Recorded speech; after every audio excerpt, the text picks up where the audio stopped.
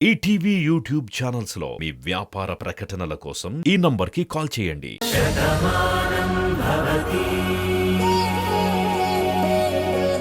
ఇంకా ఏం ఆలోచిస్తున్నారు డిఎస్పీ గారు? మీ చట్టం చెప్తుంది కదా అరెస్ట్ చేయమని. చెయ్యండి. న్యాయస్థానంలో తేల్చుకోమని చెప్పి మీరు చెప్తున్నారు కదా, అక్కడే మాట్లాడుకుందాం. ఆత్మరక్షణ కోసం చేసిన అటాక్లో కేసు ఉండదని మీకు తెలీదా? అయినా వరుణ్ ఇంట్లో చనిపోలేదు కదా, దెబ్బ తగలగానే చనిపోలేదు, హాస్పిటల్లో చనిపోయాడు. అది కూడా చంపబడ్డాడు. ఆ విషయం సిఐ గారి కూడా తెలుసు. ఆయన మీతో చెప్పలేదా? చూడండి డిఎస్పీ గారు, ఇలాంటి వాళ్ళని అరెస్ట్ చేసే ముందు ఫాలో అవ్వాల్సిన ప్రోటోకాల్ చాలా ఉంటుంది. అది తెలుసుకోకుండా ఎలా వచ్చారండి మీరు?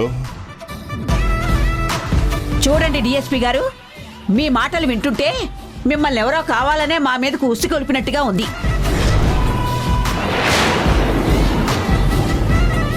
ఇది కరెక్ట్ కాదు సార్. నేరస్తుల్ని పట్టుకోండి, శిక్షించండి. అంతేకాని ఇలా నిర్దోషిని శిక్షించడానికి రాకండి. చట్టాల గురించి న్యాయాల గురించి తెలియని అమాయకులు ఇక్కడ ఎవరూ లేరు. మీరు అరెస్ట్ చేయవలసింది నన్నో, నా కోడల్నో, నా కొడుకునో, నా కూతుర్నో, నా అల్లున్నో కాదు. వరుణ్ణి అన్యాయంగా చంపి వెళ్ళిపోయాడు కదా, ఆ దొంగ డాక్టర్ని పట్టుకోండి. వాణ్ణి అరెస్ట్ చేయించి ఇదంతా ఎవరు చేశారో నిజం రాబట్టండి.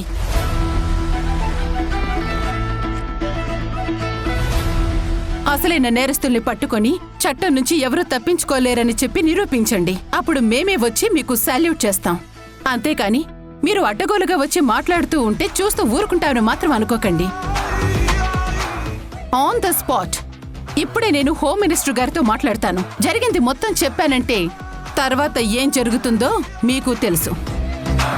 పరిస్థితిని అంతవరకు తెచ్చుకోకండి. ఐఎమ్ సారీ మేడం, మిమ్మల్ని ఇబ్బంది పెట్టినందుకు క్షమించండి.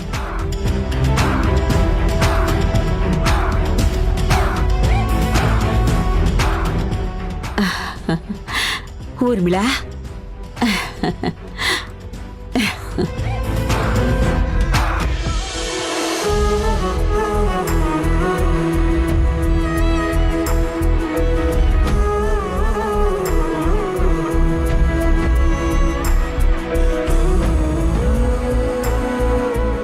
ఏంటి అందరూ అలా చూస్తున్నారు? ఊర్మిళ, ఇది కల కాదు కదా. నువ్వు నీ నోటితో పానుని. నువ్వు మా అమ్మకి అమ్మవి, నాకు అమ్మమ్మవి. నా దగ్గర నీకు భయం ఎందుకు? ఏం అడగాలనుకుంటున్నావో అడుగు. అదే ఊర్మిళ, ఇప్పుడు నువ్వు అన్న మాట నీ మనసులో నుంచి వచ్చిందేనా? దేని గురించి? ఇంకా దేని గురించి? బాను నా కోడలని అందరి ముందు గట్టిగా చెప్పావు. ఇన్నాళ్ళు మేమందరం ఎదురు చూసింది ఈ మాట కోసమేనే, ఈ మాట కోసమే.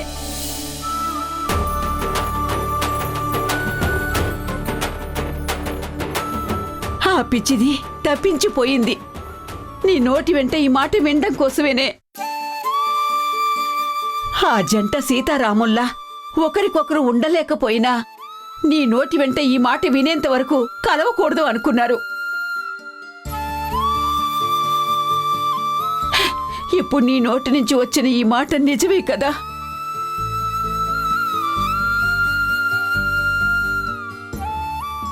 నీ మనసులో నుంచి వచ్చిన మాట నిజమే కదా? ఇంకా సందేహం ఎందుకమ్మమ్మా? ఈ రూపానికి ప్రాణం పోసింది మా అమ్మ అయితే ఇప్పుడు నా ప్రాణాల్ని నిలబెట్టింది నా కోడలు.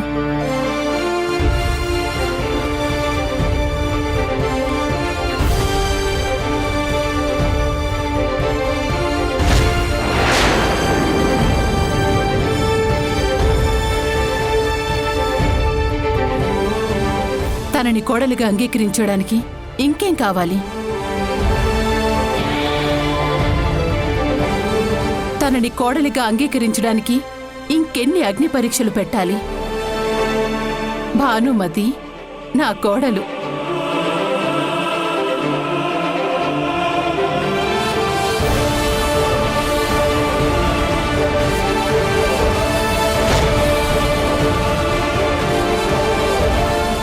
నా కొడుకు కార్తీక్ భార్య.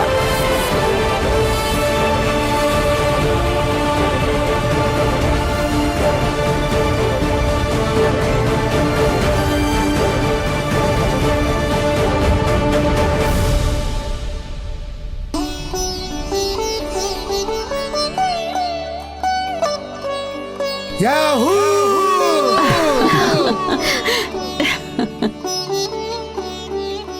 అమ్మా మమ్మల్ని ఆశీర్వదించు. ఇద్దరు కలిసి సంతోషంగా ఉండండి.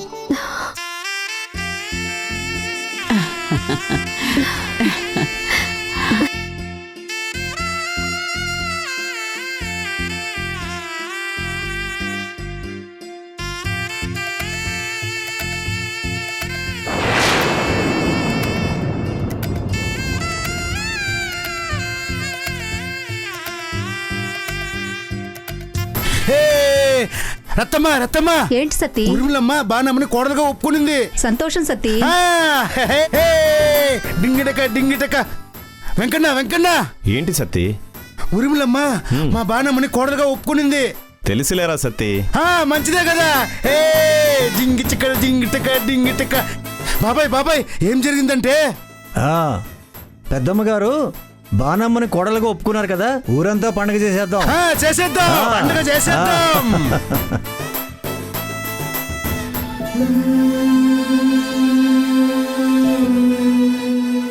ఈ రోజు నిజంగా నాకు చాలా సంతోషంగా ఉంది. మిమ్మల్ని ఇలా చూస్తుంటే నాకు ఒక పండగలా ఉంది. నిజంగా పండగే అత్తయ్య. ఇక్కడ అందరికీ ఇల్లు వస్తున్నాయి. ప్రతి మనిషికి తనకంటూ ఒక సొంత ఇల్లు ఉండాలని కోరుకుంటుంది. ఆ కోరిక నెరవేర్చుకోవడం కోసం అందరికీ సాధ్యం కాదు, కానీ వాళ్ళ కలలని మీరు తీరుస్తున్నారు. నీడ లేని వాళ్ళకి నీడని కల్పిస్తున్నారు. అది నిజంగా ఈ ఊరికి పండగే అత్తయ్య.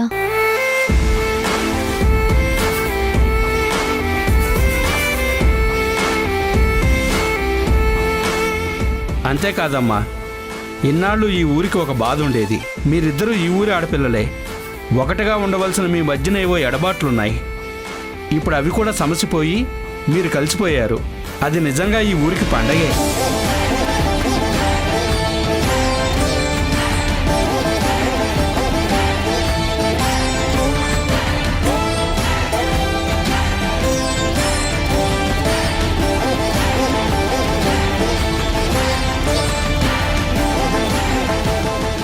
ఇందులో నేను చేసిందే ఉంది ప్రెసిడెంట్ గారు.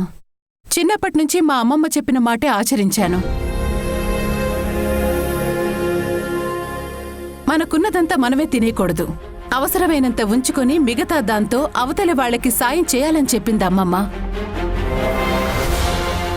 ఇంటి రుణం ఊరి రుణం తీర్చుకోవాలని చెప్పింది. ఇప్పుడు నేను చేస్తుంది అదే. ఆ భగవంతుడు 10 మందికి సహాయం చేసేటువంటి ఐశ్వర్యాన్ని నాకిచ్చాడు. అది 10 మందికి ఉపయోగపడుతుందంటే అంతకన్నా కావాల్సింది నాకింకేముంది? డబ్బున్న వాళ్ళందరికీ ఇలాంటి పెద్ద మనసు ఉండదమ్మా. పనిచేస్తున్నారు, జీతాలిస్తున్నామని మీరు ఊరుకోలేదు. మమ్మల్ని కంటికి రెప్పలా కాపాడుకుంటున్నారు.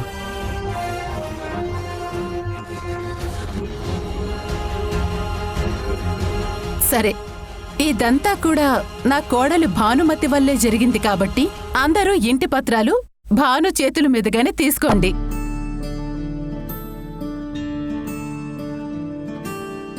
కృష్ణమ్మ కృష్ణమ్మ, నీలాగే పొంగిందమ్మా మాలో సంతోషం. ఈ కొమ్మ ఆరెమ్మ చల్లాయే గంధాలేవో మాపై నిమిషం. చెంపల్లో నవ్వుల పూలు, చేతుల్లో చిరుకానుకలు, పేర్లై మోగే మౌనాలు. వరసంటూ ఏమవనోళ్ళు, మనసుంటే మా బంధువులు అని చాటాయి వైనాలు. కమ్మని క్షణాల వాన కమ్మిన సావాసంలో కలలా మారిందేంటో కాలం. తీయటి వరాల వీణ తీగలు మీటే సమయ కథలో ఏదో మాయాజాలం.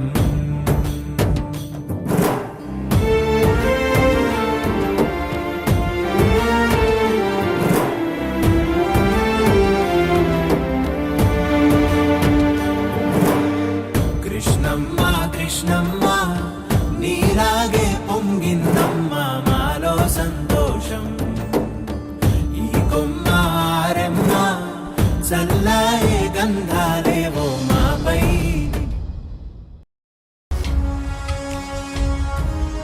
ఈ క్షణం కోసం, ఈ ఆనందం కోసం ఎన్ని రోజులుగా ఎదురు చూశానండి. అసలు నా జీవితంలో ఇలాంటి అద్భుతం జరుగుతుందా అనుకున్నాను. దేవుడు నన్ను కష్టాల కోసమే పుట్టించాడు, కన్నీళ్లతో బతకమని శప్పించాడంటూ బాధపడేదాన్ని. కానీ దేవుడు కరుణిస్తాడని, కలలో కూడా ఊహించని ఇలాంటి వరమిస్తాడని ఎప్పుడూ అనుకోలేదు. కన్నీళ్లని తుడిచి నా జీవితంలో పన్నీటి జల్లుని కురిపించాడు.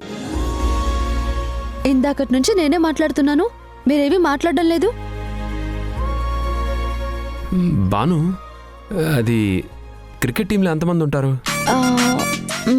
11 మంది. 11?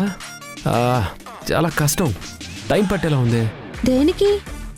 చెప్తా కానీ కబడ్డీ టీంలో ఎంతమంది ఉంటారు? 7. దేనికి? అబ్బో, మరీ 7 అంటే చాలా కష్టం కదా. ముందు ఎందుకో చెప్పండి, కష్టమో కాదో నేను చెప్తాను. ఏమీ లేదు, ఈ రోజు నుంచి మనం కాపురం మొదలు పెట్టాలి కదా.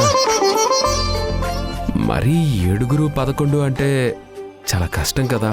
మిమ్మల్ని హే, బాను, బాను. ఆగండి, హే, బాను. ఆగండి, ఇలా బాను, రండి. ప్లీజ్.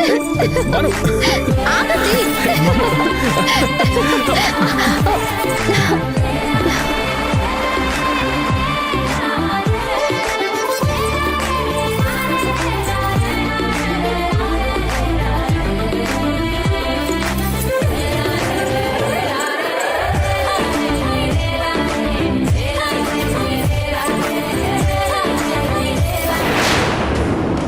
భాను, నువ్వు కార్తీక్ ఇంత ఆనందంగా ఉండటం నాకు అస్సలు నచ్చలేదు.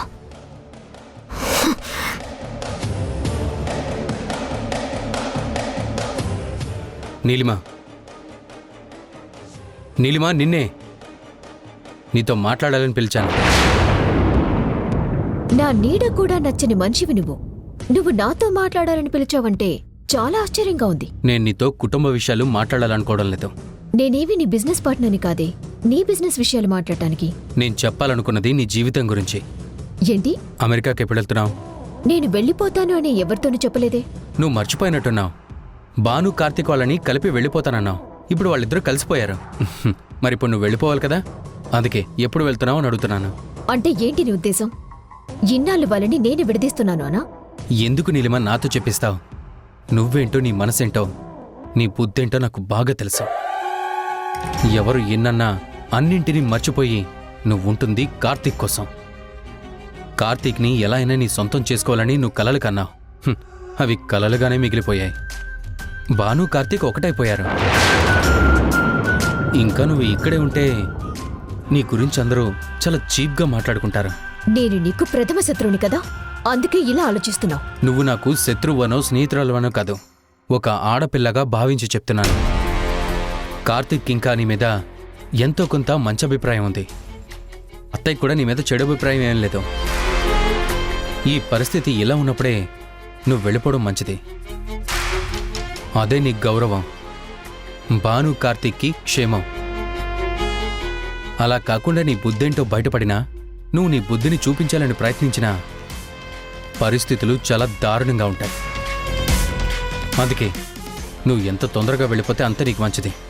ఇది నా కుటుంబం మీద అభిమానంతో నేను చెప్తున్న మాట కాదు, వార్నింగ్ అనుకున్నా నాకు ఏ అభ్యంతరం లేదు. మీరందరూ ఒక్కటే నన్ను ఒంటరిని చేసి ఆడుకుంటున్నారు కదా. పార్థం, దొరుకుతావు. ఎప్పుడో ఒకప్పుడు నాకు ఖచ్చితంగా దొరుకుతావు. అప్పుడు చెప్తాను. బాబు పార్థు, చెప్పండి. అదేంట్రా, నీ కొడుకు వయసు ఉంటుంది, తనకు దండం పెడుతున్నావేంటి? వయస్సులో చిన్నవాడైనా మనస్సులో చాలా పెద్దవాడరా. అందుకే తన వయసు కాకుండా తన పెద్ద మనసుకు దండం పెడుతున్నాను.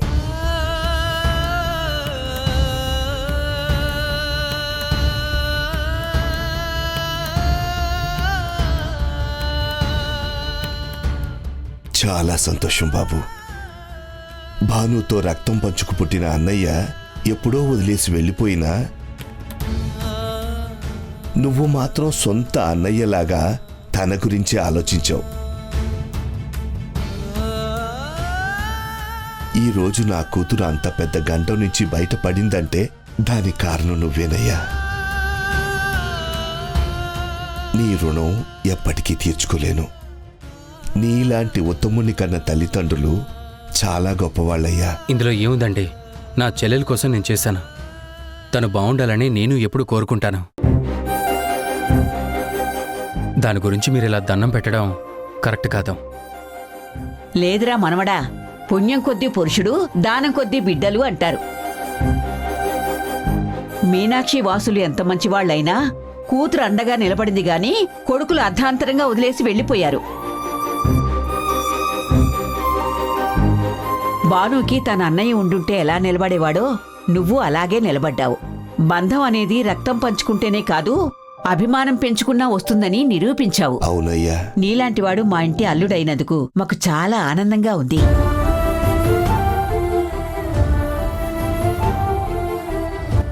అవును బావా, నువ్వు చేసిన సాయాన్ని ఎప్పటికీ మర్చిపోలేరు. భాను వాళ్ళ అన్నయ్య శివ ఉన్నా కూడా నీలాగా నిలబడేవాడు కాదేమో. అనవసరంగా ఆ వరుణ్ గాడు ఎప్పుడూ అందరికీ దూరమైన శివాను గుర్తు చేశాడు. మళ్ళీ లేనిపోని గందరగోళాన్ని సృష్టించాడు. నిజంగా వచ్చినవాడు ఆ శివానేమో వీడేంటి ఇలా తయారయ్యాడని అందరం భయపడ్డాం. నిజమైన అన్నయ్యవంటే నువ్వేరా. చెల్లెలి జీవితాన్ని నిలబెట్టావు. మేమంతా ఎప్పటికీ నీకు రుణపడి ఉంటాము. ఎందుకు మీరంతా నన్ను ఇంతలా పొగుడుతున్నారు? ఒక అన్నగా నా బాధ్యతను నేను నిర్వర్తించాను. ఒకవేళ శివ ఉన్నా కూడా ఇలాగే చేసేవాడేమో. వద్దు పార్థు, ఈ టైంలో ఆ శివ ప్రస్తావన మన మధ్య వద్దు. వాడెప్పుడో దూరం అయిపోయి వెళ్ళిపోయాడు. ఇక ఆ పేరు కూడా మనందరికీ దూరం అయిపోవాలి. ఆ గుర్తులనేవి చెరిగిపోవాలి. మానిపోయినటువంటి ఆ గాయాన్ని మళ్ళీ మళ్ళీ గుర్తు చేసుకోవద్దు. శివ మీద కోపమున్న నా చెల్లెమ్మ భానుని కోడలుగా ఒప్పుకుంది. ఇకనైనా భాను జీవితం బాగుపడితే చాలు. నువ్వే శివవని, నా సొంత అన్నయ్యవని చెప్పే పరిస్థితి నాకు లేదు, నీకు లేదు. ఇలాంటి బాధ పగవాళ్ళకు కూడా రాకూడదు. ఒక తల్లి కడుపును పుట్టినా మనిద్దరం ఒకటి అని చెప్పుకోలేని పరిస్థితిలో ఉన్నాం. ఎప్పటికీ మారరు అనుకున్న మీరు కూడా మారిపోయారు. మీరిలా గతాన్ని మర్చిపోతే నాకు భవిష్యత్తు ఉండదు. ఇప్పటికే నా ఎత్తులన్నీ చిత్తులై ఉక్కిరి బిక్కిరవుతున్నాను. ఈ విషయాన్ని అంత తేలిగ్గా వదల్లా.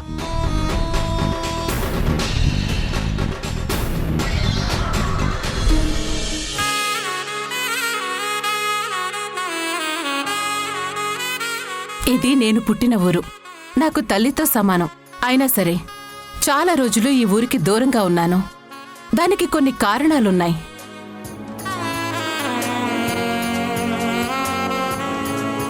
ఇప్పుడు ఆ గతాన్ని వదిలేస్తున్నాను. అయినా నాకిప్పుడు ఈ ఊరన్నా మీరందరూ అన్నా ఎంతో ఇష్టం. మీకెప్పుడు ఏ కష్టం వచ్చినా సరే నేనున్నానన్న విషయాన్ని మీరు మర్చిపోకండి. అది నేను సాయం అనుకోను, నా బాధ్యత అనుకుని చేస్తాను.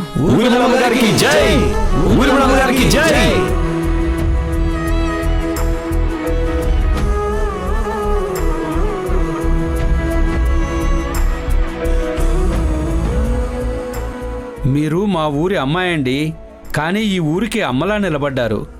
ఈ ఊర్లో అందరికీ ఉపాధి కల్పించారు, బతుకు తెరువును చూపించారు, ఇప్పుడు ఉండడానికి నీడను కూడా ఇచ్చారు. ఇంకా ఇంతకన్నా మాకేం కావాలమ్మా? ఈ ఊరు ఎప్పటికీ మీ కుటుంబానికి రుణపడి ఉంటుంది. ఇదంతా నా ఒక్కదాని వల్లే జరగలేదు. నా కోడలు భాను వల్ల కూడా జరిగింది.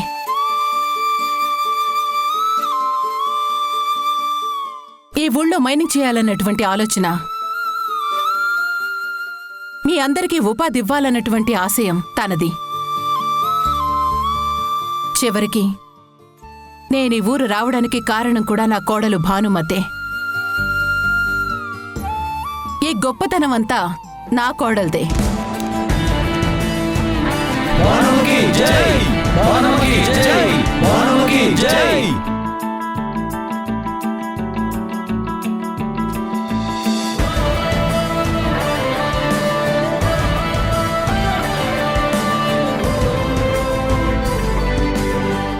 ఆలోచన ఎవరిదైనా ఆచరణలో పెట్టిన వాళ్లే గొప్పవాళ్ళు.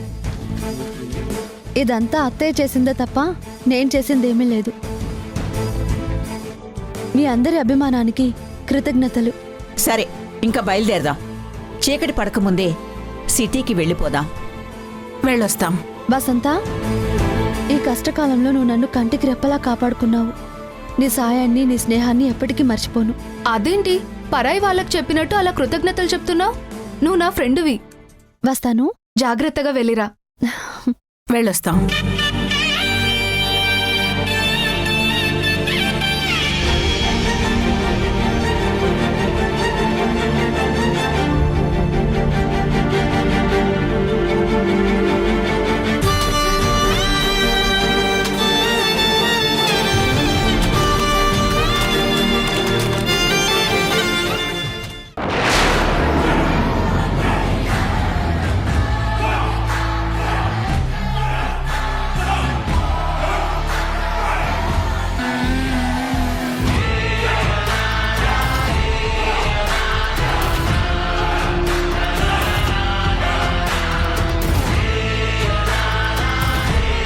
హలో మేడం, చెప్పండి.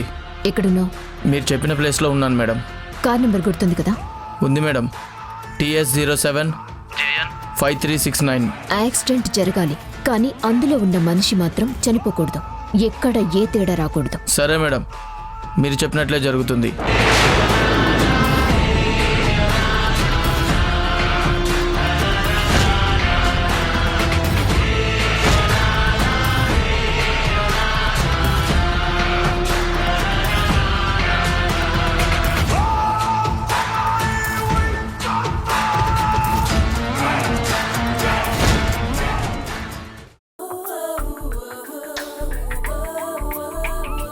రాము, ఏంటి ఇది? ఇదంతా చేయించమని చెప్పింది ఊర్మిళ మేడం. ఆవిడ్ని అడుగు. ఈ రోజు పండగేవి కాదు కదా అత్తయ్య. ఈ రోజు నిజంగానే పండగ భాను. నా కొడుకు, నా కోడలు కలిసి నా ఇంట్లో అడుగు పెడుతున్నారంటే అది నాకు పండగ కాకుండా ఎలా ఉంటుంది?